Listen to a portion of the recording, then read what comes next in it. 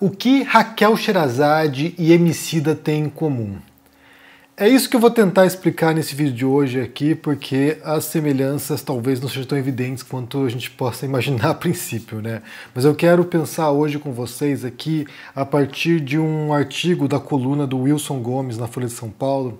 Ele é professor titular de comunicação na Federal da Bahia. E o título do artigo é "Não existe ódio do bem na complacência progressista e nos abusos identitários. Debate das últimas semanas registra um revés para o estilo identitário de ativismo que cerca a opinião pública." E aqui ele trabalha a partir de algumas situações que se deram ao longo das últimas semanas.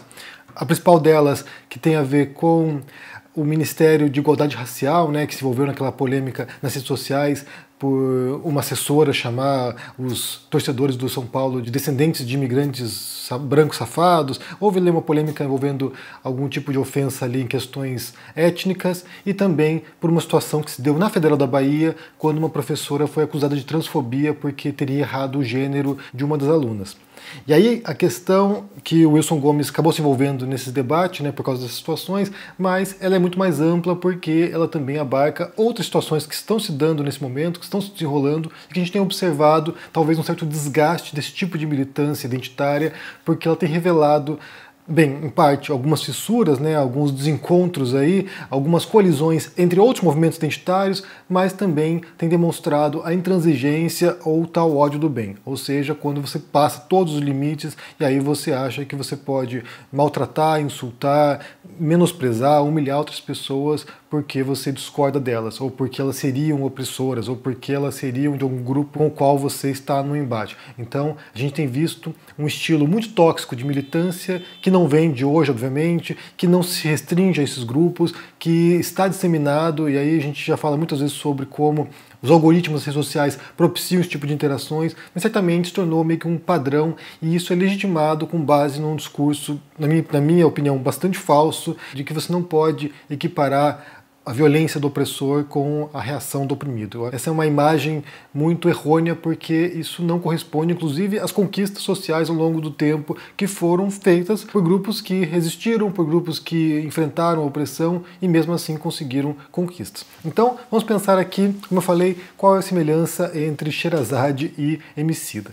Para começar com Emicida, né? Porque o Emicida, ele foi alguém que nos últimos dias estava apoiando os grevistas, os metroviários grevistas, né? A greve do metrô em São Paulo, e aí algumas pessoas foram questioná-lo se ele usava o metrô. Ah, você estava apoiando a greve e você não usa o metrô, por que você está apoiando? E aí ele deu uma resposta atravessada e que pegou muito mal, e aí ele foi também acusado de misógino. Vamos ler aqui a resposta dada pelo Emicida. Ele pôs uma foto dele no metrô, e aí ele botou aqui respondendo a um cara, né, que perguntou isso.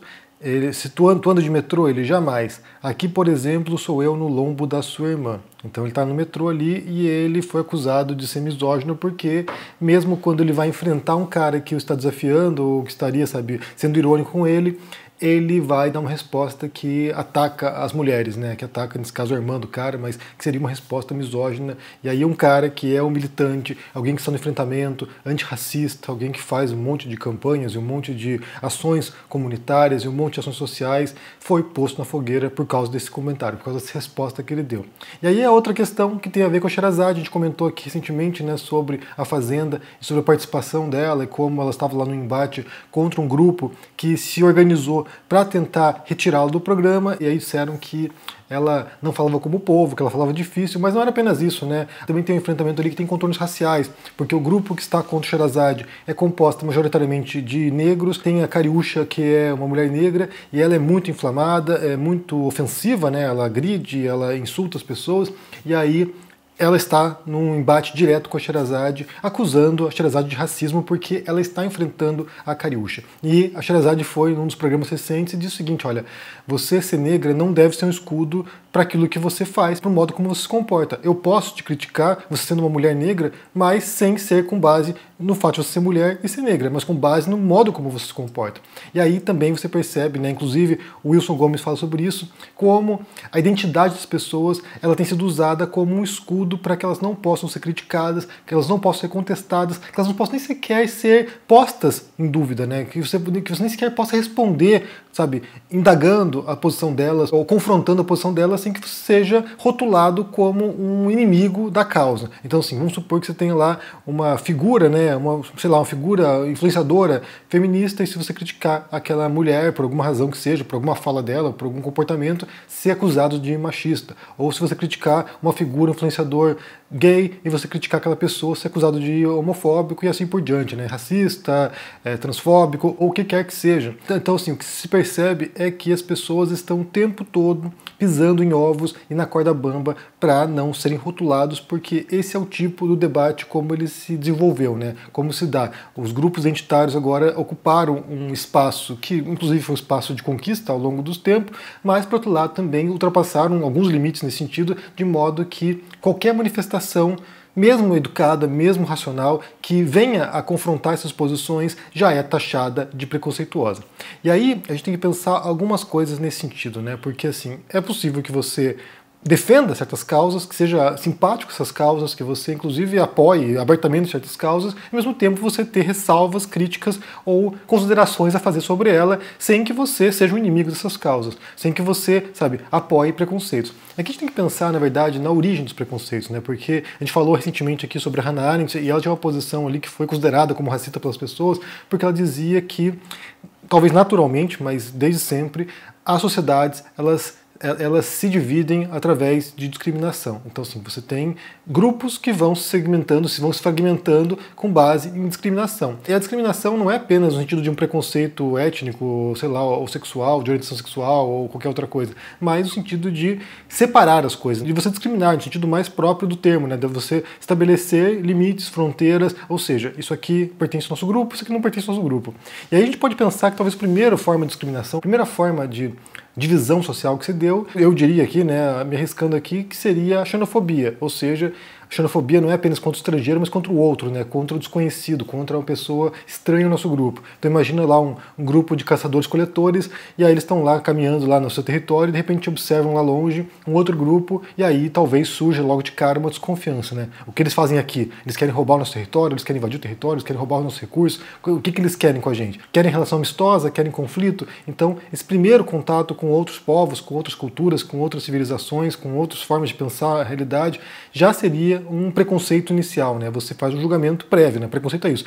Você tem um conceito prévio sobre outra pessoa ou sobre outro grupo. Então você olha um grupo estranho, o que eles querem? Então a gente pode pensar que o primeiro preconceito seria a xenofobia. Depois disso, já na sequência, o patriarcado, porque quando começa a divisão de tarefas entre homens e mulheres e vem a revolução agrícola, quando deixamos de ser povos nômades e passamos a ser sedentários e a plantar, né, e colher, aí também começa uma diferenciação drástica entre os papéis masculinos e femininos, e isso vai levando a uma segregação, a uma discriminação do papel das mulheres na sociedade. Como consequência disso, também haveria a homofobia, porque se a mulher é inferior na sociedade, logo qualquer homem que desempenhe um papel feminino ou que tenha traços feminilizados ou que seja afeminado seria também inferior como derivação disso, né?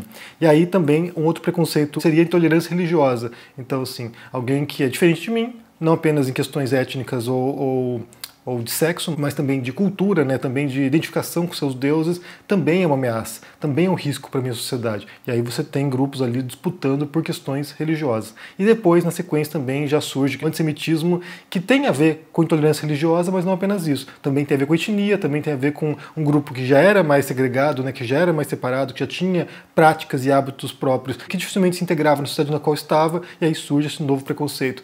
E aí, posteriormente, a gente vai ter aí, depois de muito tempo, né, esse já é um bem mais recente, o racismo como a gente tem de hoje, né, como essas estruturas sociais que foram consolidadas decorrentemente da escravidão. Isso gera sociedades racistas que julgam pessoas com base em sua etnia ou cor da pele. Então, assim, aqui só para citar alguns preconceitos que existem, né, porque existem muito mais do que isso, mas e classe também, né?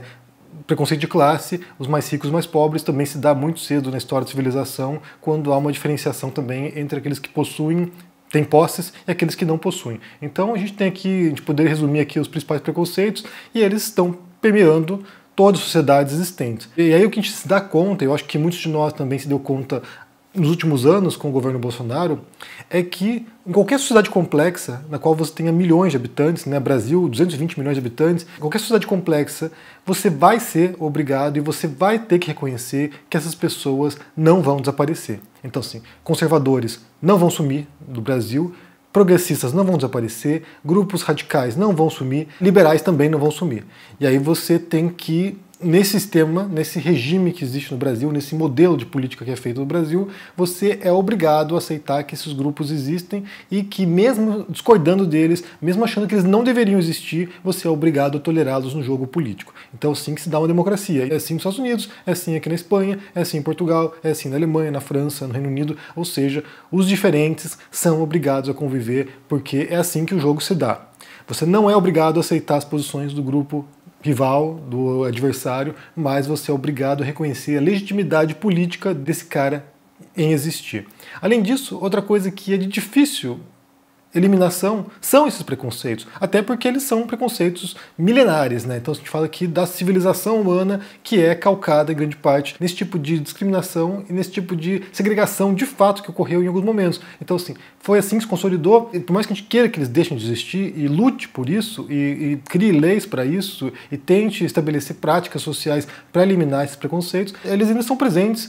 Eles são onipresentes, né? Eles permeiam todas as relações nossas dentro de uma sociedade. Mesmo pessoas que são de grupos minoritários, muitas vezes reproduzem preconceitos. Vejamos o caso aqui do Emicida. O Emicida, alguém, como eu falei, que é um militante, de repente ele vai lá e faz uma fala que é misógina. Quer dizer que o Emicida seja misógino? Não. Quer dizer que ali talvez esteja um lapso dele de algo que é praticado de maneira inconsciente por muitíssimos de nós. A gente está vivendo uma sociedade que é machista, que é misógina, que é patriarcal, e esse tipo de fala, inclusive nos insultos, né? Se você parar para pensar nos insultos que tem na língua portuguesa, uma boa parte desses insultos eles têm conotação sexual e eles têm conotação sexual que ofendem mulheres. Basta pensar, por exemplo, corno. Corno é alguém que foi traído pela parceira, pela mulher. Então, assim, é uma ofensa à mulher, não ao cara. A ofensa a ele é porque ele foi traído pela mulher que é a traidora nessa relação. Ou filho da P.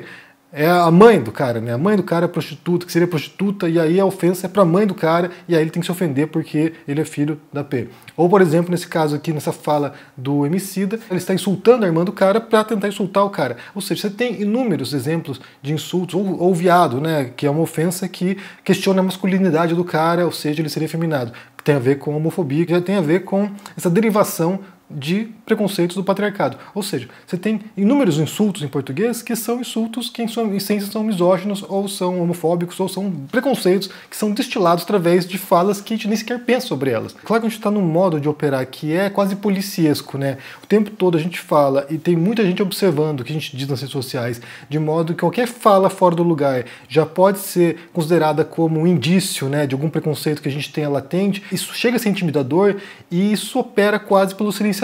Não quer dizer que as pessoas deixem de existir, não quer dizer que racista não exista, não quer dizer que homofóbico não exista, não quer dizer que, sabe, outros intolerantes não existam, mas as pessoas têm medo de se manifestar. E aí o que acontece é que isso fica subjacente na sociedade, de modo que quando há uma brecha, eles vêm à tona de novo, né? Basta pensar, como eu falei no caso do Bolsonaro. Houve um momento progressista no Brasil no qual certos discursos deixaram de ser tolerados, e aí houve um recuo nesse tipo de expressão, mas quando o Bolsonaro vem e traduz a insatisfação de um segmento enorme da população, inclusive trazendo à tona esse tipo de preconceito, aí essas pessoas se sentiram fortalecidas e saíram das sombras para poder se manifestar. Então, assim, não quer dizer que elas deixaram de existir, mas simplesmente estavam ali, sabe, vagando pelos esgotos até o ponto que isso deu a brecha. Então, a dúvida levantada pelo Wilson Gomes, né, a dúvida levantada nesse artigo dele, é como lidar com esse tipo de causa, porque assim, esses preconceitos existem, as pessoas estão aí, como é que nós progressistas ou, sei lá, militantes de causas identitárias, como lidar com essas questões. E aí é claro que a gente tem alguns modos para fazer isso, né? Um desses modos, se você compreende, né, que os preconceitos são estruturantes numa sociedade, que eles estão desde sempre aqui, e todas as relações nossas são pautadas por isso, e de certo modo a gente tem que aprender a desconstruir esses discursos, né, e essas práticas para tentar transformar a sociedade.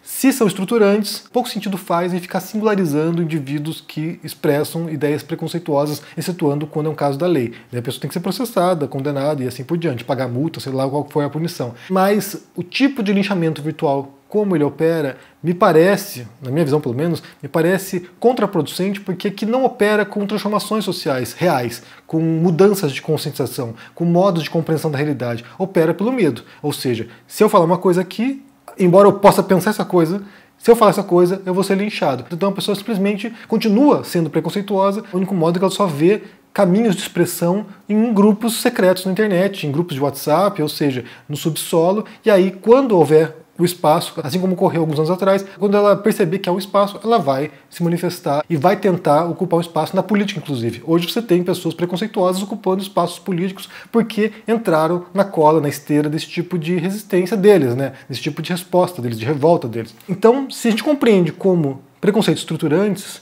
o trabalho tem que ser feito socialmente, né? Então, assim, como você reverte esse tipo de ideia, como você trabalha aqui em longuíssimo prazo para tentar transformar ou tentar reduzir preconceitos que são milenares. Por outro lado, se você entende que é algo individual, aí você tem essa cultura do cancelamento, que é quando você vai ficar pescando pessoas na internet para ficar linchando publicamente, porque isso dá uma satisfação, isso dá um prazer individual e coletivo, né? Porque quando você se vê de esquerda, acho que a primeira coisa que acontece é que a pessoa tem uma certa satisfação de fazer parte do lado bom da história, né? Do lado certo da história, que acho que é uma expressão utilizada.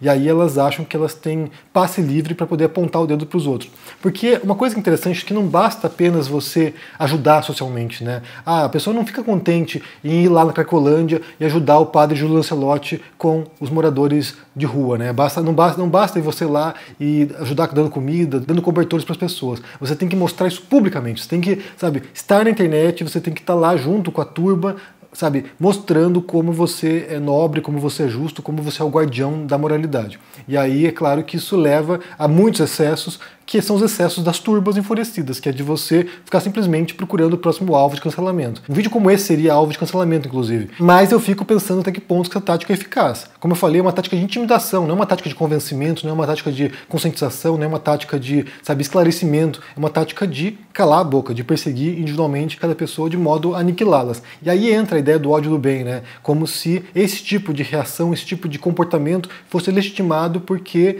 é um grupo oprimido e aí ele está, sabe, há décadas sofrendo preconceitos, ou há milênios sofrendo preconceitos, portanto ele está chancelado para agir de maneira, sabe, impiedosa, inclemente contra quem quer que seja. E aí é um ponto que eu acho que é muito complicado quando a gente pensa nesse modelo político no qual a gente vive. Porque se a ideia da democracia, aí você pode até questionar se a democracia é o melhor sistema ou não, aí são outros 500, mas se a democracia é esse sistema no qual a gente pode expressar ideias, dialogar e tentar convencer o outro da nossa posição de modo a levar a sociedade em certo sentido, aí também a disputa de direitos civis, a disputa de aceitação, de enfrentamento a preconceitos, também deveria se dar nesse espaço de comunicação, nesse espaço de troca de ideias, nesse espaço de convencimento. E aí isso exige argumentação, isso exige capacidade de traduzir essas ideias que você tem, essas dores que você tem, esses preconceitos que você sofre, de modo que outras pessoas também sejam abraçadas e trazidas para o seu lado, né? Aqui a lógica deveria ser inversa. Em vez de repelir as pessoas e apontar dedo, seria de trazer as pessoas para o seu lado.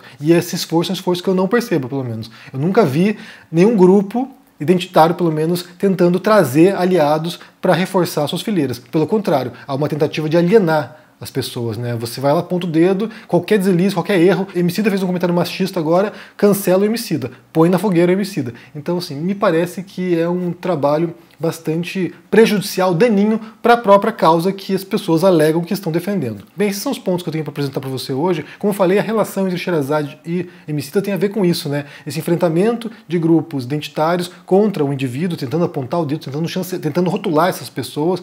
Isso são eventos recentes, né? Estão acontecendo agora. E como você entende isso? Como você interpreta esse cenário? Como é que você observa essa dinâmica, tanto no mundo real, né, no mundo concreto das pessoas, da militância concreta, quanto nas redes sociais? Se você percebe esse grau de toxicidade e o modo como as pessoas repelem os possíveis aliados, né? Há uma tentativa de mostrar pureza ao mesmo tempo que você vai, sabe, afastando qualquer um que simpatize com sua causa, de modo que ela ou deixe de apoiar ou ela passe a se tornar um adversário das suas ideias porque ela percebe que, bem, esse grupo aqui é intolerante. Eu achava que fosse um grupo buscando reconhecimento dos seus direitos, mas no final das contas é um grupo tão intolerante quanto aqueles que eles dizem estar enfrentando.